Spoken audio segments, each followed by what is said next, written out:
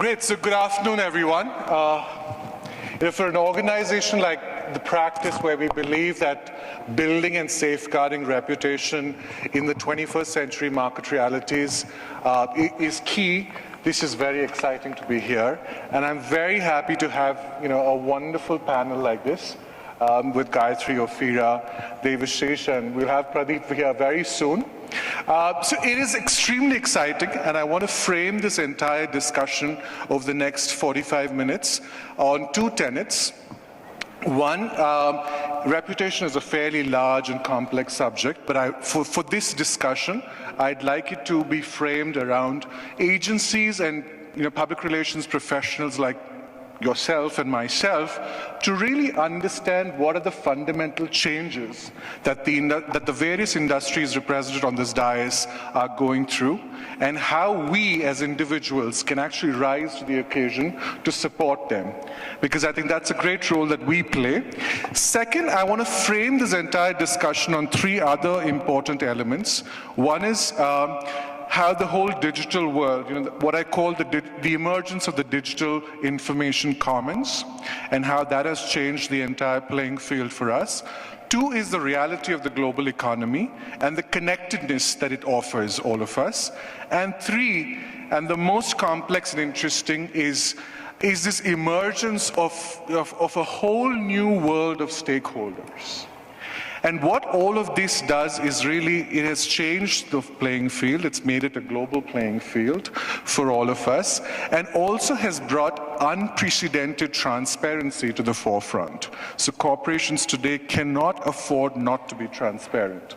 I think that changes, the fabric of communication for a lot of us in many ways. This also is changing the way corporations segment their audiences, segment their messages, and because when you now communicate with one audience, the same communication is visible to a whole set of others. Therefore, how do you remain very careful about that? How do you remain very conscious of what that does?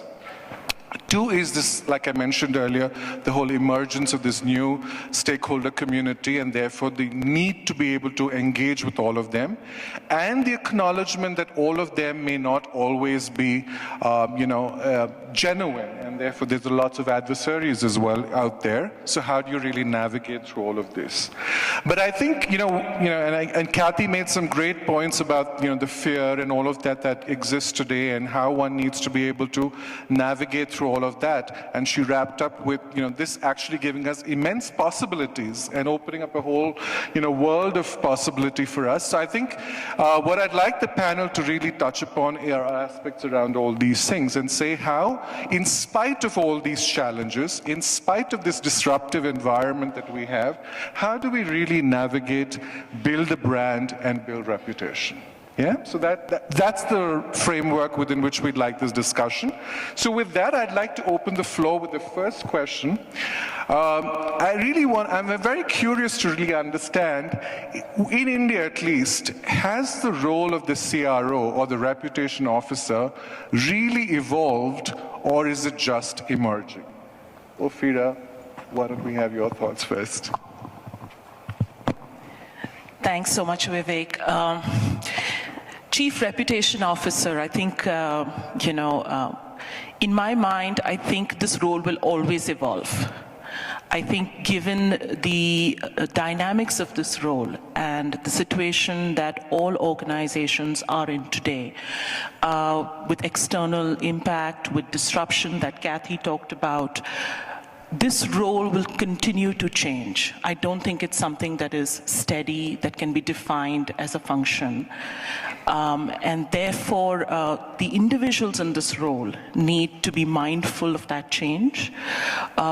This role that individuals will play as chief reputation officers is really to bring the outside in and keep the organizations on track on the changes that are happening, the disruption that is happening, and the new influences out there from various stakeholder groups. So in my mind, it cannot be steady. We cannot define it. It cannot be static. It will evolve. It will change. And we are along that journey. I think what's really happened, which is important, is the fact that it has been recognized as a role. And I think that's important. Devashish, would like to hear from you. Yeah, thanks. Very good afternoon to all of you. So let me begin by saying that, reputation is really built on trust, something that, even Kathy mentioned earlier. And trust is something that's always been there in any relationship. And whether it's an individual relationship, individual to individual, or a company to consumers or whatever.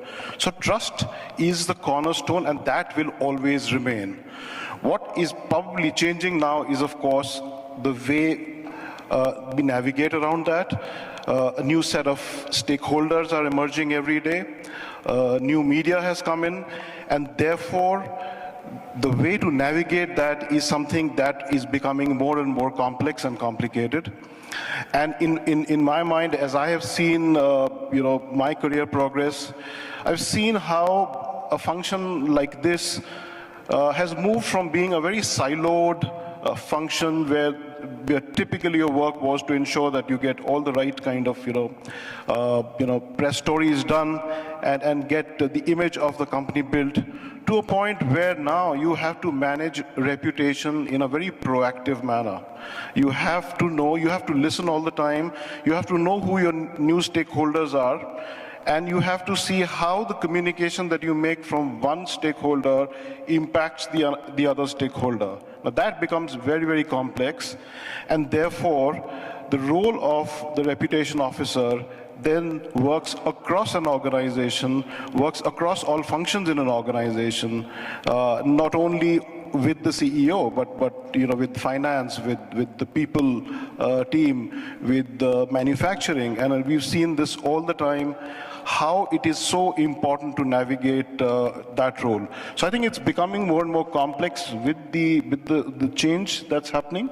But again, I would end by saying that at the end of this, the center of it is trust, and we have to always understand that as long as we are building trust and communicating that, we'll do a good job. Great, thank you, Devashish. Gayatri, I'd love to hear from you. I think you represent a very different industry as against what Ophira and Devashish do. So right. I'd like to hear your thoughts on how it's... Yeah, first of all, I'm very delighted to be here. This is my first practice. I saw a lot of hands go up when Kiruba, I think, asked how many people have attended 4 practices. I'm sorry to say this is my first, but this is great. Really energizing. I'll agree with what Ophira and Devashish have said about, that it's an evolving role, it'll keep evolving, and it's based on trust. And that's all true. I think there's one other perspective that I'd like to bring in, which is that, the chief reputation officer's role cannot just be a boardroom role. It is something that everyone in the organization has to kind of embrace. And everyone, if we can, as communications people, make the last employee in the organization feel that, reputation is something they want to safeguard, I think that's where our job will be done. As comms people, I think that's really important. We're talking about reputation officer. Yeah. Yes, so welcome, Pradeep. Not a good way to start the reputation thing. Let me get this across. Yeah. So let me just catch my breath, and you guys can continue. I'll just add on.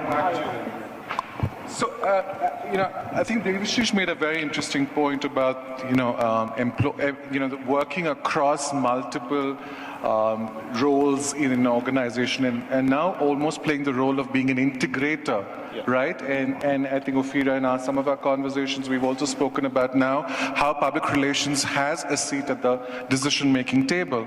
So I'd like to start with you to say, how do you really navigate these multiple roles? Because everyone's got a different agenda.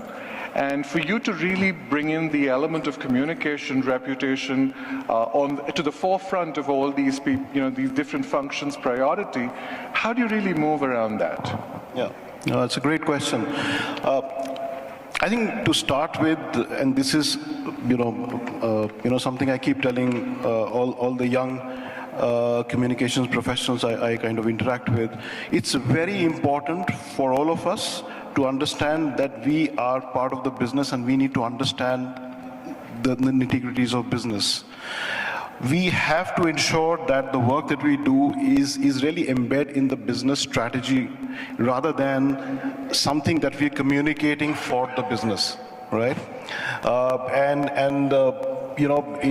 In my present job, for example, we always ensure that we have those conversations in the leadership team, and we almost insist that one of the key goals of the business for each year has to be something which has aligned with reputation.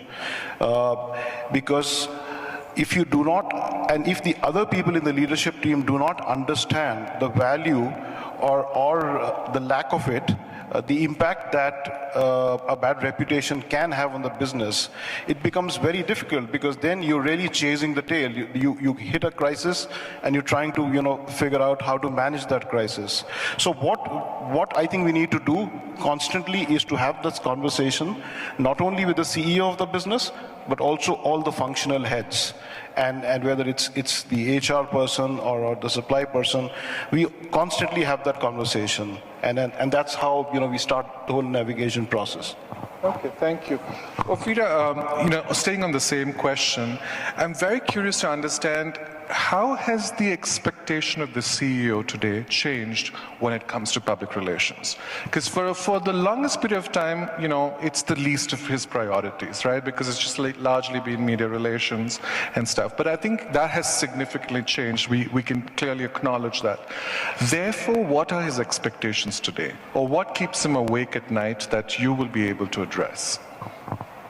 So I think given the interconnected world we live in and the way things move, the way information moves today, I think I do sense over the last at least 4 to 5 years that reputation certainly has become something not only the CEO, the leadership team, but even employees are highly cognizant of. And therefore, the role of communications, corporate affairs, communications professionals has also been elevated. Today, I think we behave as advisors and counsels to the CEOs. We are involved in key decision making. We are involved in board meetings, so we know what's happening, what's the context of what we do in the external world. And I think we become, in many ways, shapers of the voice of the organization, or the messages that go out that determine what builds reputation, what builds trust. And therefore, I think advisor, counsel, right hand, to that extent, is something that we as communicators and chief reputation officers play. What keeps CEOs awake at night? Well, as a chief reputation officer, you better know that. Yeah, because otherwise you're not doing your job. How you can mitigate that? How can you bring the outside in? How can you, very often I find a lot of our business leaders are so focused on the numbers, are so focused on meeting targets, are so focused on the quarter, that very often they just lose sight of the bigger picture, the bigger changes that are happening in the environment.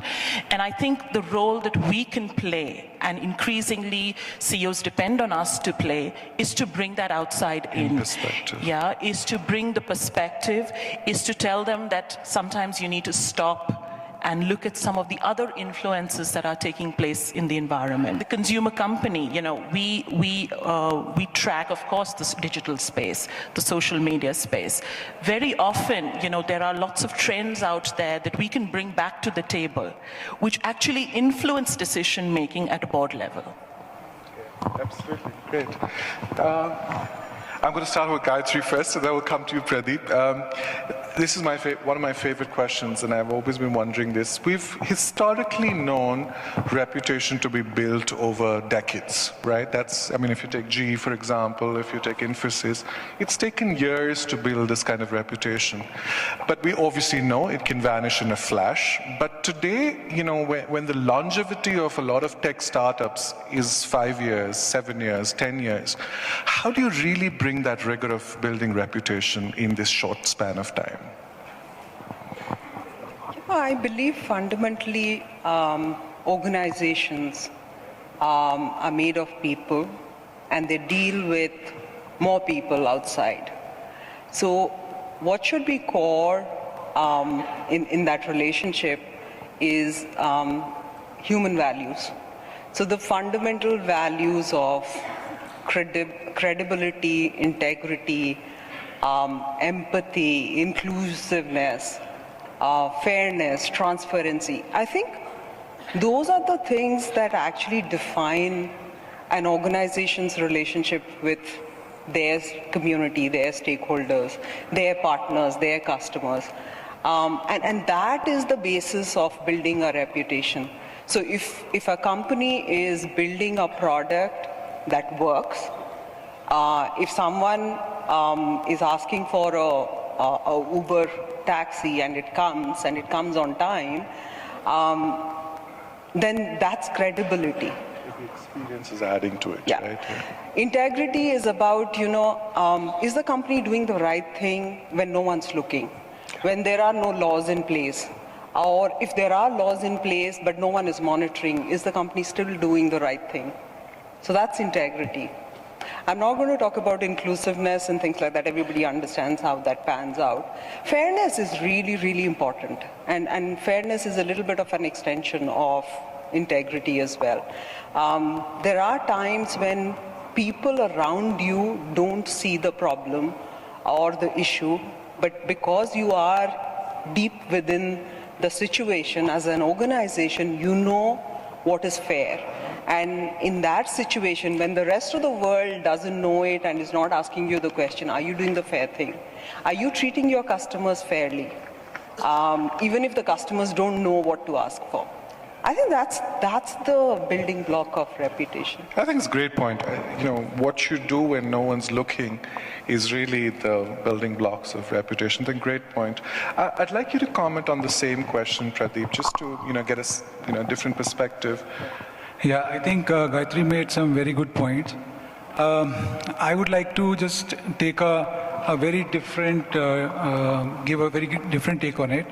I think from the day one, for example, you met me a few days back, you carry an impression. So reputations, though are built over a period of time, but the start begins on the day one. If the organization lives the values, the promise, the reputation goes up. The second thing is you were talking about the companies which are new. So let's take any social media company. The amount of time people are spending on social media, as an example, the engagement is so high. As an example, I spend, let's say, 2 hours every day on Facebook. I would not have spent equal amount of time on any of the other brands that I have grown up using or watching grow. So the amount of engagement that the brand has today, and I'm talking about the new age brands, or let's say a company which we order our goods from. So the engagement is very high, and therefore, when they want to enter into a B2C segment, may not be accepted because they have a very different reputation. So those are the 3 points I wanted to make on that. Okay, so we hear the bell go. So I have my last question. Interestingly, all of you represent global corporations in India. So I have, my question is, how do you deliver to the unique challenges that the local country, brings to you, while continuing to maintain the principles, standards, that the global organization mandates? So I thought, Gayatri, maybe you can give us some thoughts on that. Being part of the local culture is really, really important to us at Microsoft because our mission is to empower every individual and every organization on the planet to achieve more. And we can't do that if we are not deeply embedded in the local culture. In Andhra Pradesh, we are helping the government look at data and see how they can predict which child in a government school will drop out of school and then take some action to make sure that the child stays in school. So, that is the kind of work that we are doing. And what's important is that, while the products are global, they're the same, how do you contextualize it to the country and the community is what makes the difference, and that's what we do. Yeah, okay, great. So we'll take one last question, and Ophira, I wanted to kind of close with you is, we've got a bunch of really young professionals out here, and everyone really, working really hard to be relevant and contribute to every organization's growth. What would be your parting words to everyone? What do you want from us that will help you succeed as well?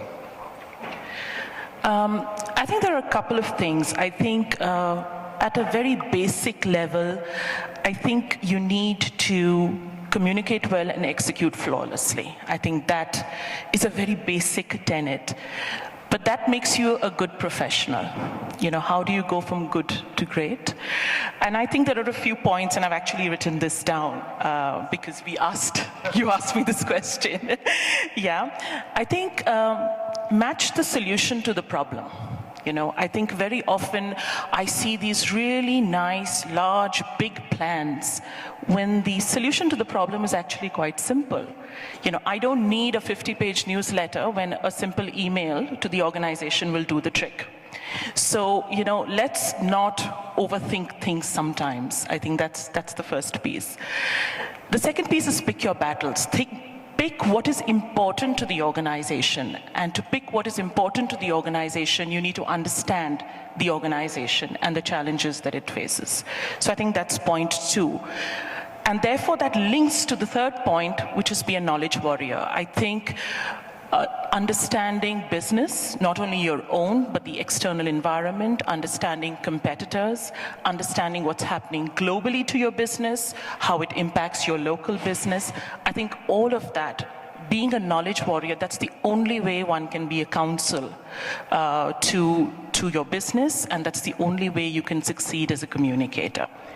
And the last point, I think the long term versus the short term. I think this is really, really important. I think all of us in our day-to-day lives get involved in doing the next thing that comes across our way or across our mailbox.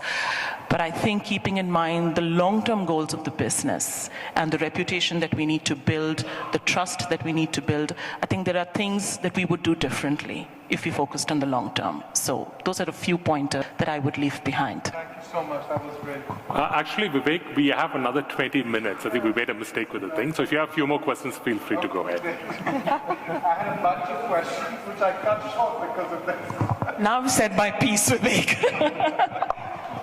I was wondering, I just came and this is ending. Lovely. So I think one other question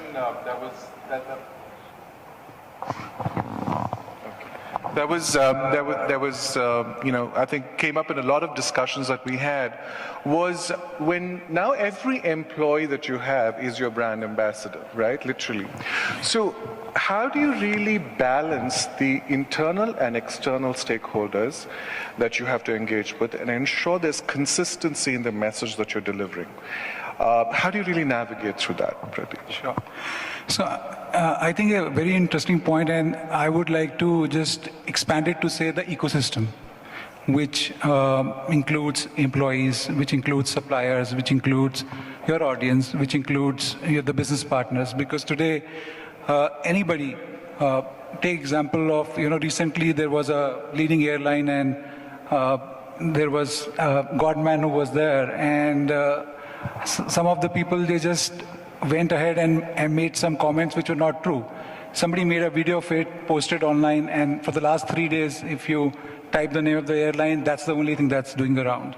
So it's the entire ecosystem that one has to live the promise of the company, which means that internally as well, and Ophira had briefly spoken about this, the communication guys have to be the integrator. Integrator does not only mean that we, talk to all the heads of divisions and get to know what they are doing, but also we need to emphasize on them that each and every action of each and every individual in the team adds or deletes or takes away from the reputation. And therefore, unless the leaders know, their teams will not know, their teams will not live the promise of the organization. And if you ask me, the demand and the requirement of internal communication has gone up dramatically in the last few years. The amount of time that people like me are spending for internal is extraordinary as compared to what we were doing, let's say, 5 years ago. And the reason is simply because we need to take each and every stakeholders, unless the employees understand, unless the employees behave, talk in a manner which is consistent with what the messages that we give out, the reputation is going to get eroded. We can't say one thing and do another thing. And the earlier point that I made was your suppliers have to do the same thing. For manufacturing organization, let's an example, where we source the material from, where our partners like a marketing agency or a PR agency, everybody has to live the same values. And that's how you actually create that balance. You have to invest time, you have to invest energy, you have to train, you have to go the legal recourse. Today, if you look at all the leading organizations, and all the other panelists can vouch for it, all suppliers have to sign and are trained on the ethos, the ethics of the organization. Okay. Gayatri, I'd like to hear your thoughts as well. It's how do you really balance between the internal and external audiences? Pradeep actually covered it quite well. The amount of focus on internal today is much, much higher than it was 5 or 6 or 10 years ago. I think the way as comms people we look at an opportunity or a movement to reinforce a particular story that the company wants to put out, or a particular message that the company wants to put out. The way we today evaluate it is very different from how we used to evaluate it in the past. It's not about writing a press release, throwing it over the wall and hoping that people will pick it up. And it is not also just creating a few tweets and Facebook posts and just putting it up. We actually sit down and spend time in terms of how are we going to let our employees internalize the message. In fact, we do a full program to get the employees onboarded first on the message before the message goes out to the external audience. So that's how much emphasis we're putting on internal. In terms of balancing, I don't think there's a need to balance. It's more about how do you make sure that the ecosystem kind of is enthused and excited about what is it that you're going to say. And the ecosystem starts with your employees. Okay. I'm going to bring this back to the two of you. I spoke about the whole, explosion of stakeholders, and both of you are in areas that are susceptible to a lot of, stakeholders bringing up issues around. It could be water, it could be, the products that you sell. So in a world where there's this whole blind stakeholder who can make a claim and you don't know where they're coming from, why they are doing it, what are their motivations, how do you prepare for it and how do you really navigate those kind of situations? Vivek, do you want to go first? Yeah. So I'll probably give you an example of my previous job. So I used to be the corporate affairs director for Yum Brands. The brands owned by Yum were KFC, Pizza Hut, Taco Bell, and we all know in world over and in India how KFC is a pretty nice poster boy for all of these things. So typically, we used to dread Friday evenings and Saturday evenings. So many times you would just get calls and some crisis or the other would come up. So, back to your question. Anything, you could be surprised with anything. There was a foreign particle in something or the other. And I remember the example that I wanted to give you here is that something happened and it was publicly covered. Something happened in one of our restaurants in Cochin. And within a matter of 5 minutes or 10 minutes from the point the consumer complained about something, the food inspector was at the restaurant, media was at the restaurant, and the food inspector came and picked up stuff which was not the way it prescribed under the food laws. And within the next few hours, there was an arbitrary order to shut down, right? So these are the challenges that you face, and the larger challenge, so the challenge one is that the restaurant got shut down, but the larger challenge was all the news went out, and this happened in the evening, and before we could do anything, the news was up on the internet, and we were getting calls from our headquarters in Kentucky, right? And it was showing up everywhere. So these are the real challenges that businesses face, and I'm sure your business faces similar challenges.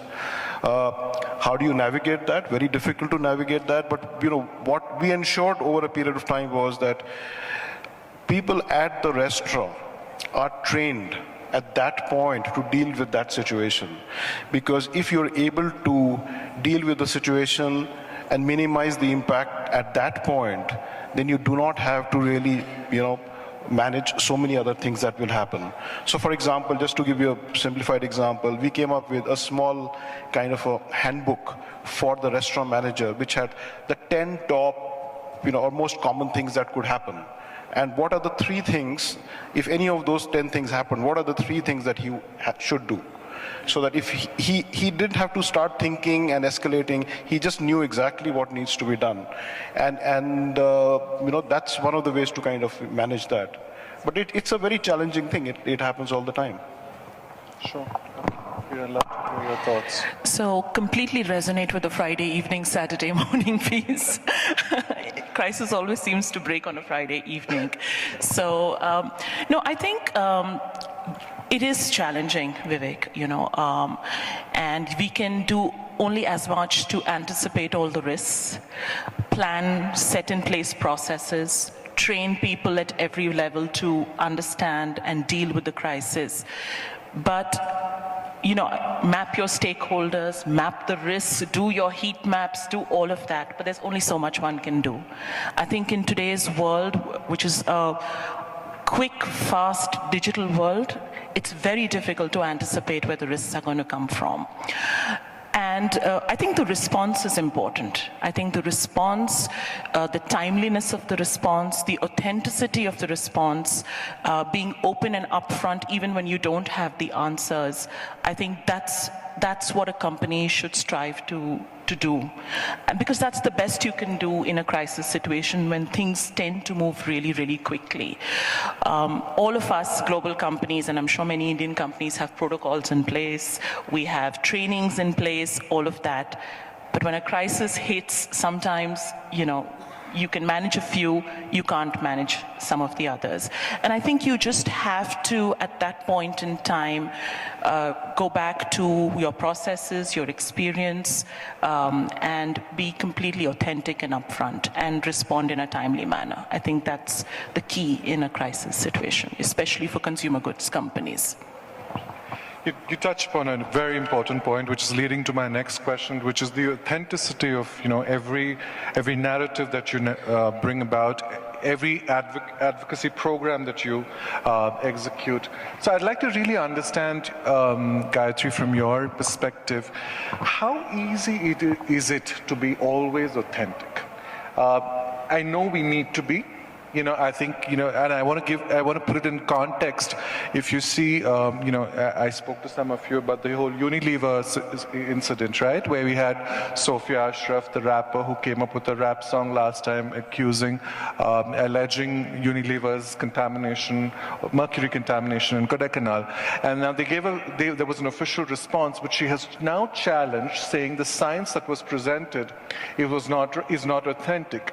So I'm sure every organization wants to be authentic. I don't think there is an inherent desire not to be.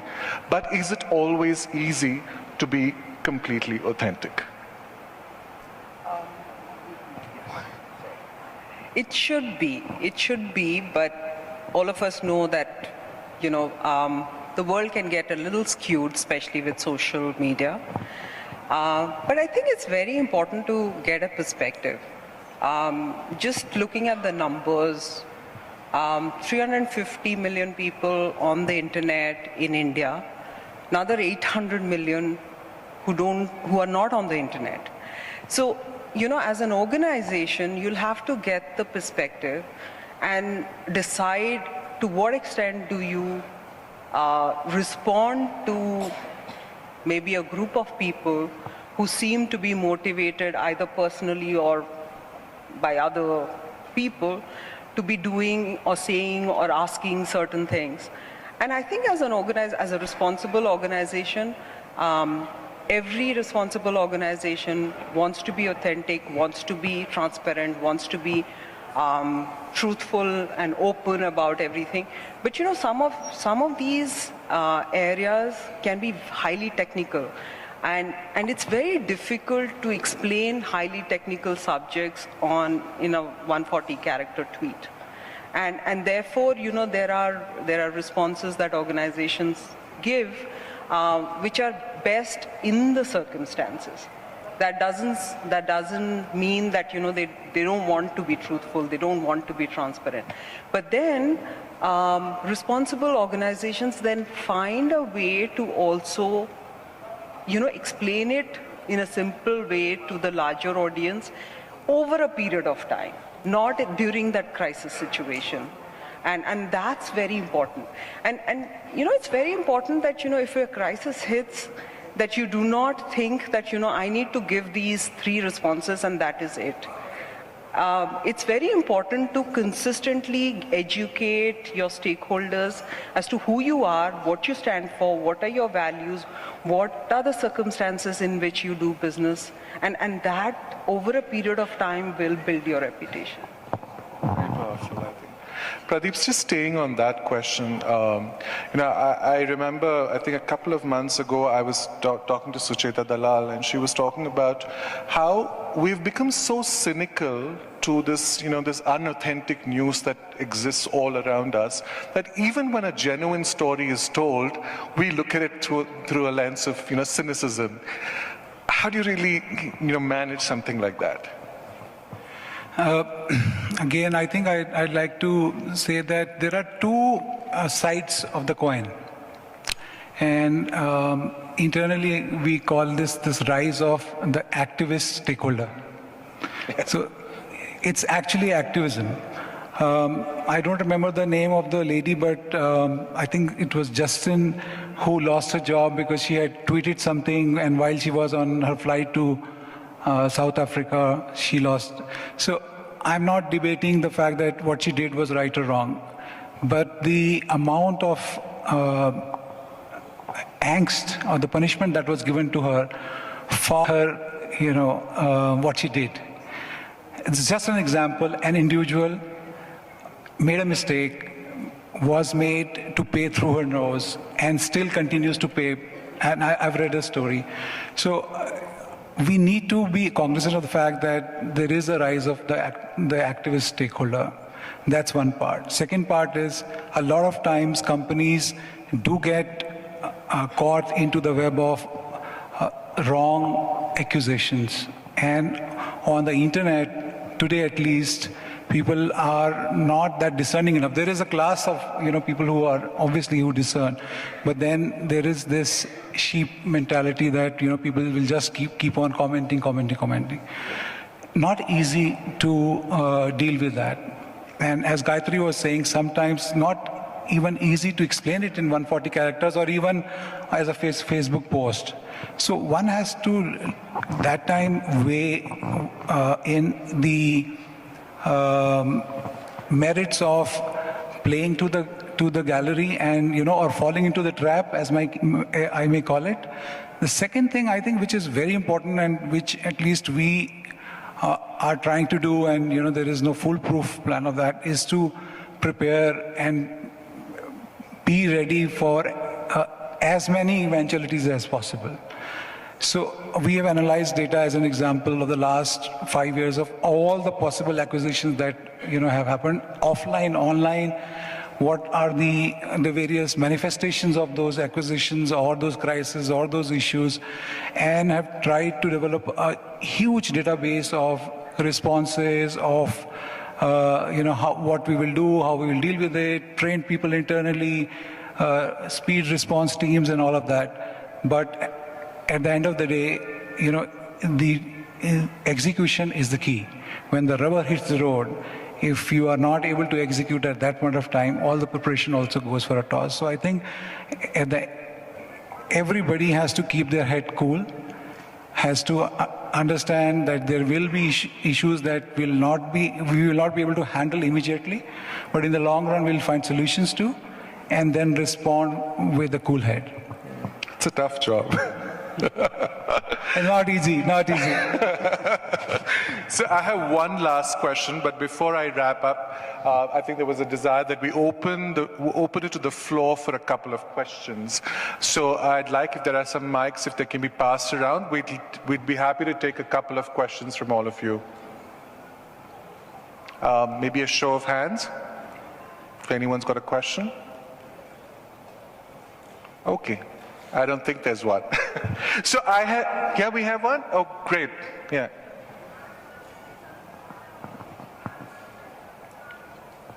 If you could just introduce yourself and direct your question to one of the panel members, it'll be great.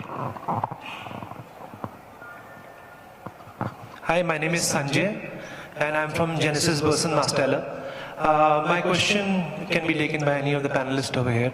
I wish to understand that as corporations are becoming bigger and bigger by the day, it's becoming definitely difficult to take care of the reputation. But at the end of the day, how far an organization can reach in the value chain to train people so that this kind of a crisis doesn't occur? And what are corporations doing about it? So any of you can take that question. Could you repeat your question, please? So my question is that in the value chain, for example, let's say if it's a large corporation, how is it that we train our people to the last level? I'm going to interrupt you. Yeah.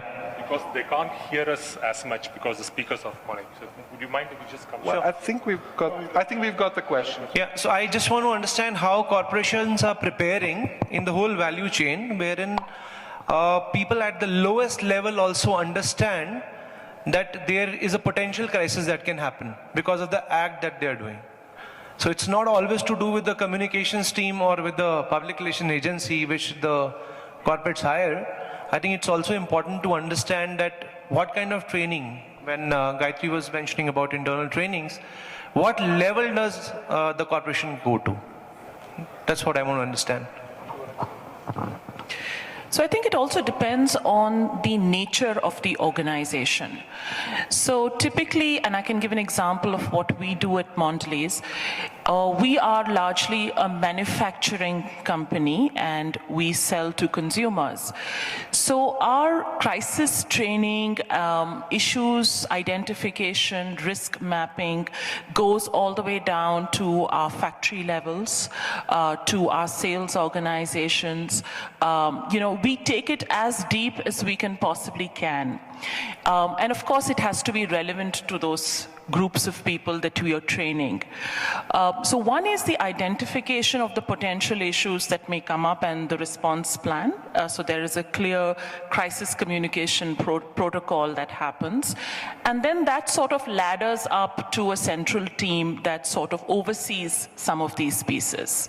So you try to take it down to the last possible person. It's not feasible to take it to the last salesperson who visits the retail outlet, but you do continue educate, you continue sending materials, you continue having small training sessions, you engage with them on a regular basis. That's the endeavor of, I think, every company, and I guess whichever industry they are in. Yes, that was the training, which is the reactive. I think there is also a proactive piece that most organizations do, which is, how do you make sure that your last employee actually lives the values of the organization? I think if you can get your employees to be proud of, the place they work in, the values that the organization represents, instinctively they would be able to represent the organization even in small crisis situations. I'm not talking about large, technical crisis. Any more questions? There's one more hand there. There's one there.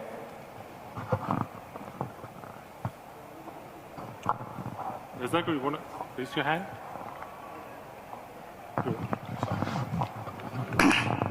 Hi, my name is Shrikant. I'm from Ad Factors. In the beginning of this discussion, we talked about how it's difficult to define reputation and then glossed over it. If we in 2013, a Deloitte and Forbes Insights survey said that the number one security, they did this global risk survey, and the number one risk was reputation. If 3 years down the line, we are still struggling with defining reputation, I think we have a problem. If you can't measure it, if you can't define it, you can't measure it. If you can't measure it, you can't manage it. What is the discussion then? Is kind of discussion you're going to have now? Just a thought on if somebody else has something else to say about that.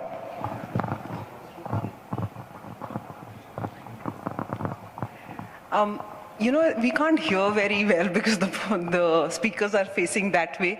But what I understood of your question is that you're saying 3 years ago, Deloitte did this survey and they established that reputation is important. And I think I've read that survey. I think they said something to the effect that, it's 25% of the market value is reputation. Is that the survey you're talking about?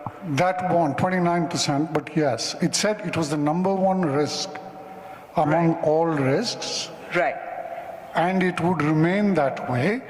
I'm asking you as a group, if we are going to say that it cannot be defined, my worry is then what are we going to do about reputation management? Because the way I understand about the way all business is done, if it can't be defined, it can't be measured. If it can't be measured, it can't be managed. Then what are we going to do? I don't think we said it can't be defined. Well, it's... That's what Ophira said. That's why I waited for the discussion to pick up on that. Okay, Ophira, you want to talk? So I think reputation is a mix of different things, yeah. What builds reputation? It's like one's personal reputation. I think it's the way an organization behaves, the values that it represents, the way it treats its employees, the products that it sells, the trust that it engenders over years. I think it's a mix of many different things. And I think all of these things add up to the overall reputation of an organization. So can it be defined specifically as this is what is reputation? I think it's a mix of many, many different things. There's one. Go ahead. So, sorry, I think I'm just taking from what the ladies had answered. In my opinion, actually the bigger issue is not the definition of reputation. The bigger issue is the assessment of the risk of reputation. Because today, the crisis issues can hit you from anywhere.